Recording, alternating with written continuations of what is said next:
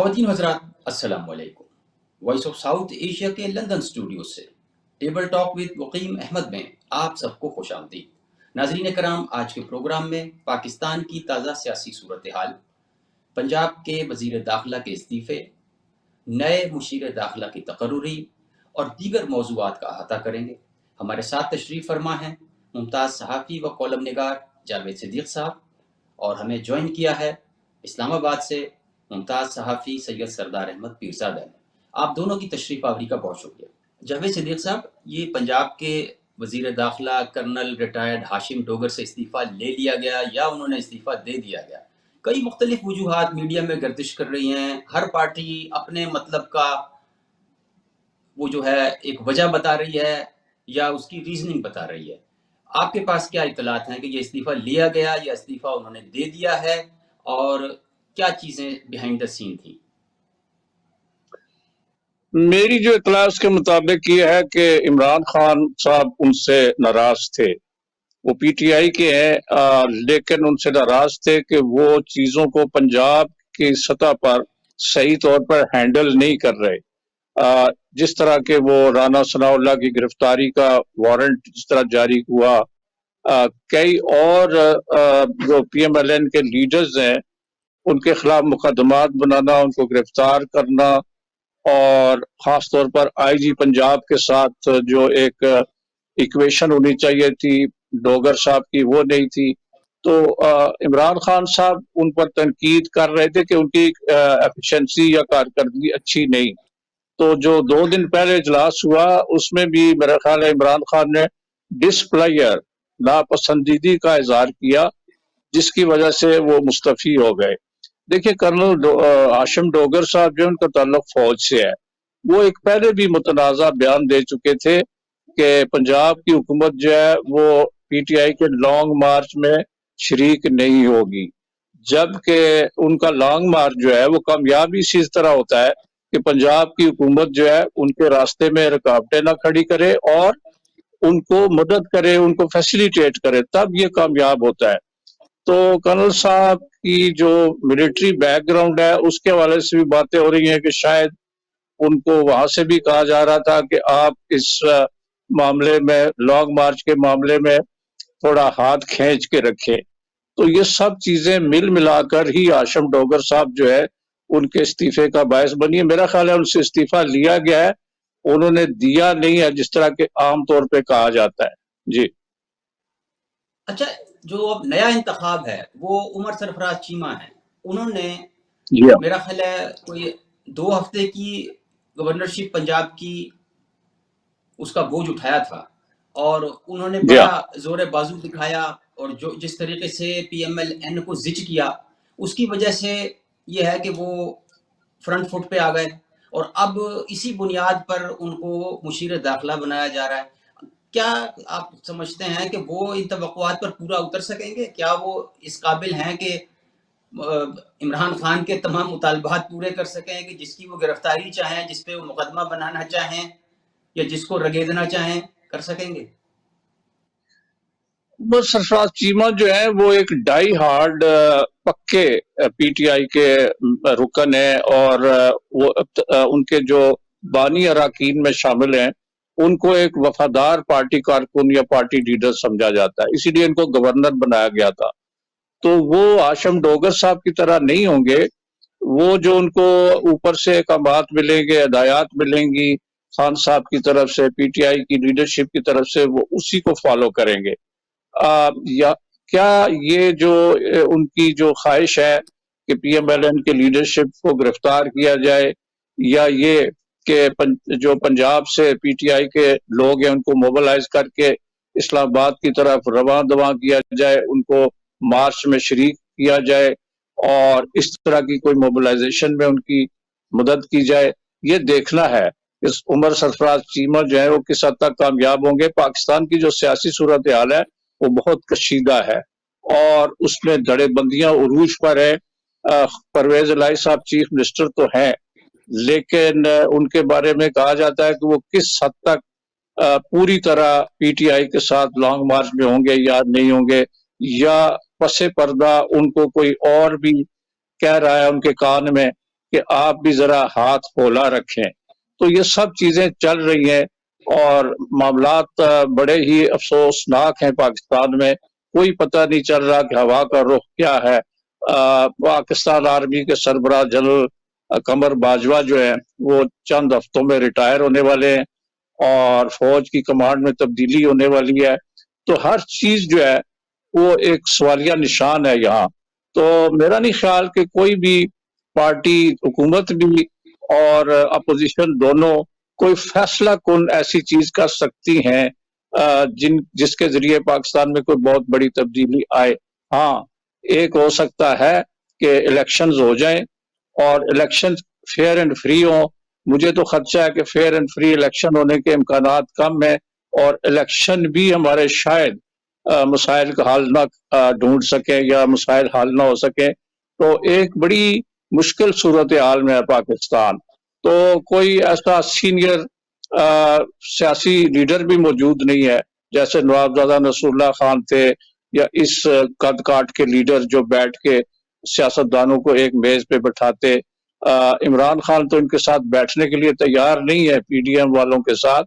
وہ کہتے ہیں کہ یہ چور ڈاکو ہیں اور ان کو ایک سازش کے ذریعے مسلط کیا گیا ہے. تو ایک بہت بڑا فاصلہ ہے دونوں فریقوں میں. تو ان کو اکٹھا کرنا، ان کو ایک میز پہ لانا، یہ بڑا مشکل نظر آتا ہے. پاکستان اس وقت بہت ہی مشکل صورتحال میں ہے. جی سر، اگر وہ مذاکرات کی میز پہ نہیں آ سکتے، کھانے کی میز پر تو آ سکتے ہیں. آ سکتے ہیں لیکن کوئی کھانا ارینج کرے. دیکھیں صدر علوی نے ایک کوشش کی تھی، کہا جاتا ہے کہ انہوں نے آرمی چیف اور عمران خان کی ایک ملاقات ایوان صدر میں کروائی. اس کا بھی کوئی مثبت نتیجہ نہیں نکلا اور یہ کہا جا رہا ہے کہ صدر صاحب کی یہ کوشش ناکام ہے. اور اس کے علاوہ صدر صاحب کے جو ویوز ہیں علوی صاحب کے، حالانکہ وہ پی ٹی آئی کے منتخب کردہ صدر ہیں اور ان کے پاس میجارٹی تھی اس لیے وہ صدر منتخب ہوئے اور وہ پرانے پی ٹی آئی کے رکن بھی ہیں. لیکن وہ اب ان کی بھی سوچ بدل رہی ہے. بس سائفر کے حوالے سے انہوں نے جو دیا ہے بیان کہ میرے خیال میں سازش نہیں تھی لیکن شکوک و شبہات ہیں، اس لیے سی جے کو، چیف جسٹس کو تحقیقات کرانی چاہیے. ایک تو یہ بات انہوں نے کہی. دوسرا انہوں نے کہی کہ عمران خان جو ہے وہ کہتے ہیں کہ میں چوروں کے ساتھ نہیں بیٹھوں گا لیکن ان کو ملک کی مفاد کی خاطر یا وسیع تر مفاد کی خاطر کہیں نہ کہیں ان کو فیصلہ کرنا پڑے گا، کیونکہ ہمیشہ ملکی معاملات میں ملک کے انٹرسٹ دیکھے جاتے ہیں نہ کہ پارٹی کے یا ذاتی انٹرسٹ. تو یہ علوی صاحب کا بھی جو ایک رخ ہے وہ بدل رہا ہے.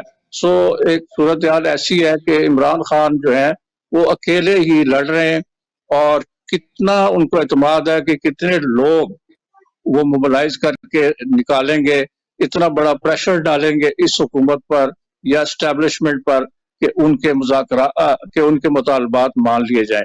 یہ اس پر ایک بڑا سوالیہ نشان ہے. اچھا، یہ ایک ڈیولپمنٹ اور ہوئی کہ کل چودھری شجاعت طارق بشیر چیمہ کے ساتھ وزیر اعظم پاکستان میاں شہباز شریف سے ملے. ان کی بہت پذیرائی کی گئی اور بہت عرصے کے بعد ایسا دیکھا گیا کسی مہمان کو جو ہے فیملی سیکشن میں پرائم منسٹر ہاؤس کے لے جایا گیا. پہلے بھی جاتے رہے ہیں وہ، کبھی جب تعلقات بہتر تھے کاف لیگ بننے سے پہلے. تو یہ ایک اظہار ہے یا ایک جیسچر ہے کہ وہ چودھری شجاعت کو نہیں چھوڑیں گے اور چودھری شجاعت کی بھی ان کے ساتھ اب وہ ہتھ پنجہ ہو گیا ہے. تو چودھری پرویز الہی کے لندن جانے پر جو شکوک و شبہات کے اظہار کیے گئے اور بڑی ملاقاتوں کی جناب سٹوریاں گردش کرتی رہیں، جو کئی چیزیں تو خیر وہ عقل سے ماورا تھیں، جس طرح کی باتیں کی جا رہی تھیں کہ وہ سٹنگ چیف منسٹر ہیں، انہیں کیا ضرورت ہے کہ وہ ایسی ملاقاتیں کریں جو بعد میں ان کے لیے عذاب بن جائے. تو آپ کے پاس کیا اطلاعات ہیں؟ ان کا جو لندن کا دورہ ہے پرویز الہی صاحب کا، اس کی وجہ سے کیا سرائیاں ہوتی رہی ہیں اور وہ کہتے رہے ہیں کہ اس وقت جو ہے صورتحال ہے شاید وہ سمجھتے ہوں کہ ان کے ساتھ ڈیل کر لی جائے. وہ شاید پرویز الہی صاحب جو ان کے قریبی حلقے سمجھتے ہیں کہ ممکن ہے کہ جو اسٹیبلشمنٹ ہے اس کا اشارہ یہ ہے کہ موجودہ جو پی ڈی ایم ہے اس کے ساتھ تعاون کیا جائے، لیکن پرویز الہی جو ہیں ان کے پاس واپسی کا راستہ کوئی نہیں ہے۔ جہاں تک شجاعت صاحب کا تعلق ہے، شجاعت صاحب ایک زمانے میں تو مسلم لیگ نون کے بڑے کلیدی قسم کے لیڈر تھے، وزیر داخلہ رہے ہیں وہاں پہ نواز شریف صاحب کی حکومت میں، وزیر اطلاعات بھی کچھ عرصے کے لیے رہے ہیں، اور بھی کئی اہم عہدوں پہ رہے ہیں، لیکن ان کے بعض شکوے تھے شریف برادران سے کہ جو انہوں نے وعدے کیے تھے ان کے ساتھ پورے نہیں کیے۔ مثال کے طور پر ان سے وعدہ کیا گیا تھا کہ ان کو پنجاب کی چیف منسٹرشپ دی جائے گی انہیں یا پرویز الہی صاحب کو، یہ 90 کی دہائی کی، لیکن وہ وعدہ پورا نہیں ہوا۔ ایک دفعہ وائیں صاحب کو، غلام حیدر وائیں صاحب کو چیف منسٹر بنایا گیا، دوسری دفعہ مرتبہ جو ہے شہباز شریف بن گئے۔ تو ان کے شکوے ہیں، ان کے دل میں ایک کسک باقی ہے۔ اسی لیے جب پرویز مشرف صاحب نے معاشرہ لگایا تو اس وقت شجاعت صاحب جو ہے وہ جنرل مشرف سے مل گئے اور کاف لیگ کو مشرف صاحب کے ہاتھ میں دے دیا، اور پرویز الہی چیف منسٹر بن گئے پنجاب کے۔ تو یہ بھی ایک بیک گراؤنڈ ہے۔ سو شجاعت صاحب جو ہیں وہ میرا خیال ہے کہ جو عمران خان صاحب کے ساتھ ان کی نہیں بن سکی، اور انہوں نے ان کو مشورہ دیا پرویز صاحب کو کہ آپ دوسری طرف ہو جائیں، یعنی پی ڈی ایم کے ساتھ۔ تو یہ دونوں، یہ فیملی پہلی دفعہ سپلٹ ہوئی ہے، اس میں تقسیم ہوئی ہے۔ تو پرویز صاحب جو شجاعت صاحب ہیں وہ پی ڈی ایم کے ساتھ ہیں، اور ان کی ضرورت ہے اس وقت سخت ان کو نون لیگ کو۔ تو ان کے درمیان جو یہ سلسلہ جنبانی ہے اور یہ ملاقاتیں اور باتیں ہو رہی ہیں، اس سیاسی ماحول میں پی ایم ایل این جو ہے وہ ان کو کسی صورت میں چھوڑنا نہیں چاہتی، کیو لیگ کو ساتھ رکھنا چاہتی ہے۔ ٹھیک ہے۔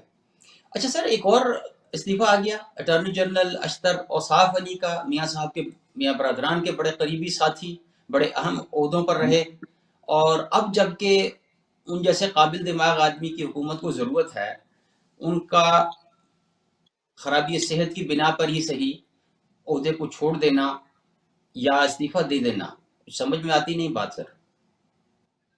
جی ہاں، یہ ایک مسٹری یا اسرار یا ایک راز ہے۔ وہ ان کے بڑے قریب سمجھے جاتے ہیں، اور نون لیگ کی قیادت کے اور لیڈر وہ ہیں، ان کے کیسز پلیڈ کرتے رہے ہیں۔ لیکن مجھے لگ رہا ہے کہ جو سپریم کورٹ میں اس وقت ایک سپریم کورٹ کے چیف جسٹس اور اس کے علاوہ 3-4 ججز ہیں جو ان کو خط لکھ رہے، قاضی فائز عیسیٰ ہیں، سید جسٹس منصور علی شاہ ہیں، اور 1-2 اور جسٹس طارق ہیں، کہ فوری طور پر سپریم کورٹ کے جو 5 جج ہیں ان کو مقرر کیا جائے۔ تو یہ ایک سلسلہ جو ہے یہ پبلک میں آ گیا ہے، اور خط لکھے جا رہے ہیں، اور خط لکھنے کے ساتھ ساتھ میڈیا کو دیے جا رہے ہیں۔ سپریم کورٹ میں ایک سپلٹ ہے۔ مجھے یہ بھی لگتا ہے کہ جو اشتر اوصاف صاحب ہیں، انہوں نے جو اس وقت پالیٹکس چل رہی ہے with in the supreme court, ججز کے درمیان جو ایک طرح کی سرد جنگ یا معاذرہ یا کچھ کہہ لیں، شاید اس کو وہ بھانپ گئے ہیں، اور ان کا خیال ہے کہ یہ موقع نہیں ہے کہ وہ اٹارنی جنرل کی حیثیت سے کام کر سکے، تو وہ پیچھے ہٹ گئے ہیں۔ مجھے اس کی ایک بڑی وجہ یہ بھی لگتی ہے۔ جی چودھری اعتزاز احسن صاحب کا بیان بھی بڑا دبنگ قسم کا بیان تھا، اور بڑا غیر روایتی بیان تھا اس کے اوپر۔ جی، وہ ان کا جو بیان ہے وہ بڑا، اس نے تو بڑی آگ لگا دی ہے، اور بڑی اسپیکولیشنز ہو رہی ہیں، اور بڑا سخت بیان ہے، اور میڈیا جو ہے خاص طور پر سوشل میڈیا پاکستان میں یوٹیوبز پر اور ادھر ادھر اس کا بڑا چرچا ہے۔ دیکھنا یہ ہے کہ وہ جن کے بارے میں بیان دیا گیا ہے وہ کس طرح اس کو ڈائجسٹ کرتے ہیں، یا اس کے ساتھ سمجھوتا کرتے ہیں، یا ری ایکٹ کرتے ہیں۔ یہ چند دنوں میں پتہ چل جائے گا، لیکن اعتزاز صاحب اس میں تو شک نہیں کہ وہ نون لیگ کی لیڈرشپ کے بہت مخالف ہیں، اور شروع سے رہے ہیں پنجاب میں ان کے خلاف۔ تو ان کا بیان جو ہے بڑا شعلہ بار قسم کا بیان ہے۔ اب دیکھنا یہ ہے کہ اس کے مضمرات اور اثرات جو ہیں وہ چند دنوں میں، چند दिनों में या 1-2 दिन में सामने आ सकते हैं। जावेद साहब, ये अभी इमरान खान साहब का बयान आ गया कि जी 3.5 साल में अगर आधी पावर भी मिली होती तो हम शेरशाह सूरी का मुकाबला कर लेते। अब हैरानी की बात यह है कि उनके पास कासिम सूरी भी है और एस्टेब्लिशमेंट की बैसाखियां भी थी। अब वो किससे शिकवा मेरा ख्याल करना है चाहेंगे? इमरान खान साहब जो है ना, वो एक कामयाब वजीर आजम नहीं रहे। खुद उन्होंने इतराफ किया कि उन्हें कम अज कम 1 साल तो इसका इदराक ही नहीं था कि हुकूमत कैसे की जाए, समझ बूझ ही नहीं थी। फिर मेरा ख्याल है कि जो ब्यूरोक्रेसी थी वो और नया जो पकड़ दकड़ थी इन चीजों ने, और खास तौर पर उनका बहुत फोकस था पकड़ने दकड़ने पर अफसरों को, दूसरे लोगों को, उससे ब्यूरोक्रेसी भी बददिल थी, उसने ताउन नहीं किया इनसे। जो एस्टैब्लिशमेंट है उसका तो पूरा जोर उनके साथ था, पूरी कुव्वत के साथ उसके साथ थे इमरान खान साहब के। लेकिन वो जो एस्टैब्लिशमेंट की पूरी जो उनको हमायत हासिल थी उसको एक अमली शक्ल नहीं दे सके, यानी लोगों को रिलीफ नहीं दे सके। उनके दौर में महंगाई बढ़ी, उनके दौर में और कई चीजें सामने आती रही, लोगों पर प्रेशर पड़ता रहा, इन्फ्लेशन बढ़ता रहा, और इसी को अपोजिशन ने एक्सप्लॉइट किया, इस्तेमाल किया उनके खिलाफ।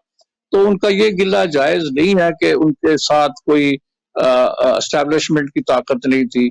मेरा ख्याल है उनकी सियासी मैनेजमेंट बहुत पुअर थी, खासतौर पर पंजाब में उस्मान बुज़दार साहब को चीफ मिनिस्टर लगाना, जिनका कोई सियासी कैरियर नहीं था और पॉलिटिकल मैनेजमेंट उनकी सिफर थी। तो उनको नुकसान इन चीजों से हुआ है, ना ये कि उनको एस्टैब्लिशमेंट की हमायत नहीं, उनको फुल हमायत थी, और मेरा ख्याल है उनका गिला जो है वो जायज नहीं है। प्रोग्राम को आगे बढ़ाएंगे एक मुख्तसर से वक्फे के बाद।